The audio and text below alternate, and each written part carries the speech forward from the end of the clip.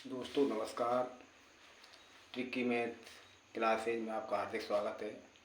मैं Jaiveer Singh from Bhind MP से। आज हम आपको अगले कॉन्सेप्ट एलसीएम लघुत्तम समापवर्ती की तरफ लेके चल रहे हैं। इससे पहले हमने कुछ बेसिक कॉन्सेप्ट बताए हैं जिन पर चर्चा की। लघुत्तम समापवर्त करने से पहले हमने कुछ शब्दावली थी उसके ऊपर चर्चा की। अपवर्त क्या होता है, अपवर्तक क्या होता है, समापवर्त क्या होता है, समापवर्तक क्या होता है, इसके बारे में हमने आपको बताया। आशा है आप उनसे भलीभांति परिचित होंगे। अब चलते हैं अपन एलसीएम की तरफ। कॉन्सेप्ट शुरू करने से पहले हमारा आपसे अनुरोध है कि वीडियो को लाइक शेयर अवश्य करें, चैनल को सब्सक्राइब करें और बेल आइकन को अवश्य दबाएं। तो चलते हैं दोस्तों एलसीएम इसकी परिभाषा की तरफ। परिभाषा क्या होती है इसकी? जैसा कि स्क्रीन पर लिखा हुआ है, दो या दो से अधिक संख्याओं का एलसीएम वह छोटी से छोटी संख्या होती है जो दी गई प्रत्येक संख्या से पूरी तरह विभाजित हो जाए।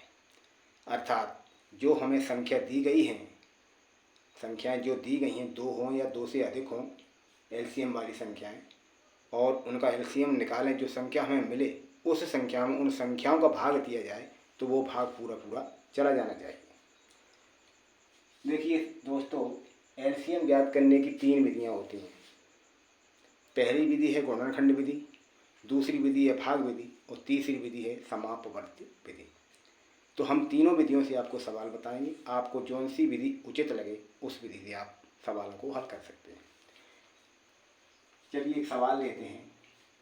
सवाल इस प्रकार है कि 12, 18 और 24 का लघुत्तम समापवर्त ज्ञात कीजिए। तो सबसे पहली विधि है गुणनखंड विधि। तो गुणनखंड विधि से प्रत्येक संख्या के गुणनखंड निकाल लेंगे।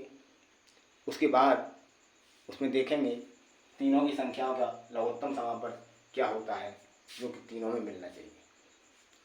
देखिए दोस्तों, 12 के अभाज्य गुणनखंड निकालेंगे तो 12 को काटा हमने 2 के पाड़े से, 2 छक्के 12, 2 से 6 3 बार कटे, ठीक है सर, और 3 एक बार कटा, ठीक है दोस्तों।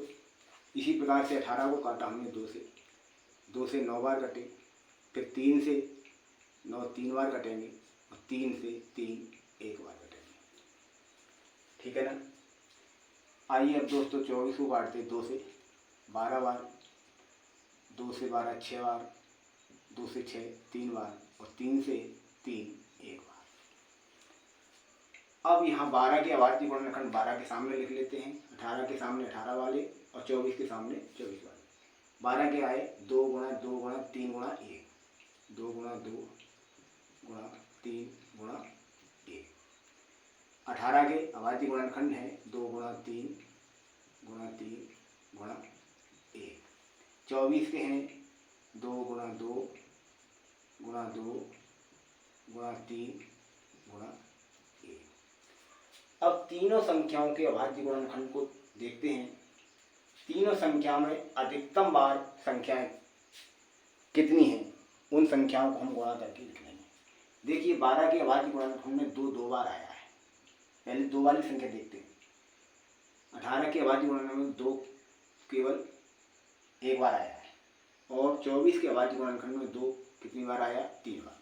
तो सबसे ज़्यादा बार 2 की संख्या कौन से अभाज्य गुणनखंड में है? 24 वाले हैं। यानी संख्या कितनी है? 3 बार आई है 2, तो 3 बार 2 लिखेंगे, 2 गुणा 2 गुणा 2। अब बात आती है 3 की। 3 देखते हैं। 12 के अभाज्य गुणनखंड में 3 एक बार आया है, 18 के अभाज्य गुणनखंड में 3 2 बार आया है और 24 के अभाज्य गुणनखंड में 3 एक बार आया है। तो अभाज्य गुणनखंड 18 में 3 कितने बार आया है? 2 बार। तो अपन लिख लेंगे 3 गुणा 3 2 बार। अब 1 को देखते हैं।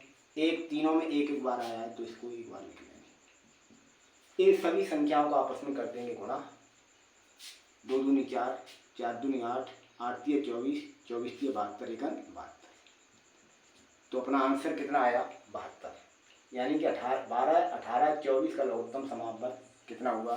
72। इसी सवाल को अब हम भाग विधि से करेंगे। तो देखते हैं भाग विधि से कैसे करते हैं। तीनों संख्या हैं 12, 18 और 24 एक साथ लिख लेंगे। 12, 18, 24। अब इन्हें काटेंगे। किसी एक पहाड़े से तीनों संख्याएं कट जाएं तो बहुत ही अच्छा है। अगर तीनों संख्या एक पहाड़े से नहीं कटे तो कोई एक संख्या कटे या दो कटे, उन सभी को काटते जाएंगे। जो सी कटेगी उसको काट के जो भागफल आएगा वो लिख देंगे, जो कर नहीं कटेगी उसको संख्या को उतना ही लिख देंगे। यहाँ पर देखते हैं 2 से 2 एक ऐसी संख्या है जिससे तीनों संख्याएं हमारी कट रही हैं। 2 का भाग 12 में 6 बार जाएगा, 18 में 9 बार जाएगा, 24 में 12 बार जाएगा। फिर से काटते हैं। यहाँ पर 6, 9, 12 आ गया। तो ये संख्याएं कितने से कट सकती हैं वो हम देखते हैं। 2 के पहाड़े से काटें। 2 से काटा हमने, 2 3 6। 2 से 9 नहीं कटा तो 9 पूरा का पूरा वो वैसा ही लिख देंगे और 2 12 कटेंगे 6 बार। अब यहाँ पे 3, 9 और 6 ये 2 से नहीं कटने वाले, ये 3 के पहाड़े से कटेंगे। तो 3 लिख देंगे। 3 एकन 3, 3 तिरक 9 और 3 दूनी 6। अब यहाँ पे 3 केवल 3 से कटेंगे। 1, 1, 2 और 2 केवल 2 से कटेंगे। 1, 1, 1। अर्थात संख्याओं को तब तक काटते हैं जब तक कि नीचे 1, 1, 1 न आ जाए। अब ये साइड में जो संख्याएं आई हैं उनको हम मल्टीप्लाई करके लिख लेंगे। 2 गुणा 2 गुणा 3 गुणा 3 गुणा 2 बड़ा, इनका सभी का गुणा कर लेंगे। 2 दूनी 4, 4 तिया 12, 12 तिया 36, 36 दूनी 72। मतलब कहने का गुणनखंड विधि से हमने हल किया, आंसर 72 आया। भाग विधि से हल किया, आंसर 72 आया। कौन सी भी विधि से आप सवाल को हल करें आंसर सेम ही आएगा। अब चलते हैं दोस्तों, तीसरी विधि है समापवर्ती विधि। तो इनमें तीनों संख्याओं के अलग अलग अपवर्त निकालेंगे। 12 के अपवर्त, 18 के अपवर्त,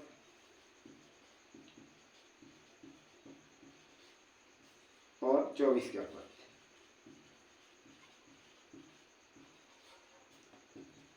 अपवर्त का मतलब क्या है हमने आपको पहले ही बताया था। अपवर्त मानी पहाड़ा पढ़ना होता है। 12 का पहाड़ा, 12 एकन 12, 24, 12 3 36, 12 4 48, 12 5 60, 12 6 72, 12 7 84 और भी आगे आता चला जाएगा।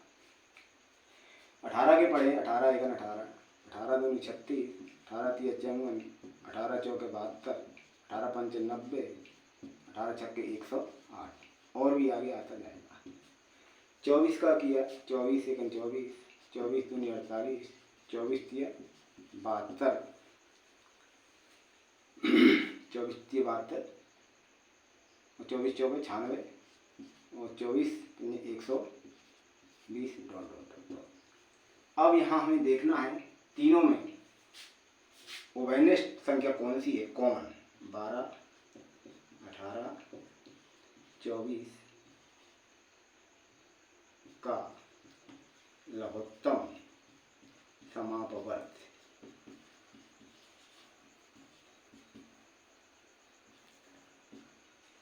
देखिए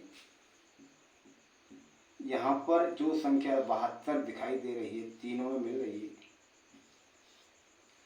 सबसे छोटी संख्या लघुत्तम समापवर्त का मतलब क्या आता है, सबसे छोटी संख्या। सबसे छोटी संख्या एक हमें 72 दिखाई दे रही है तीनों संख्याओं के अपवर्त्यों में, तो तीनों का लघुत्तम समापवर्त होगा 72 आंसर। तो ये अभी हमने ये तो देखा कि लघुत्तम समापवर्त तीनों विषयों से आप निकाल सकते हैं। तीनों विषयों आंसर एक जैसा ही आएगा। तो आज की वीडियो में दोस्तों इतना ही, और आगे का कॉन्सेप्ट अगले वीडियो में देखेंगे। तब तक के लिए धन्यवाद। Very good night.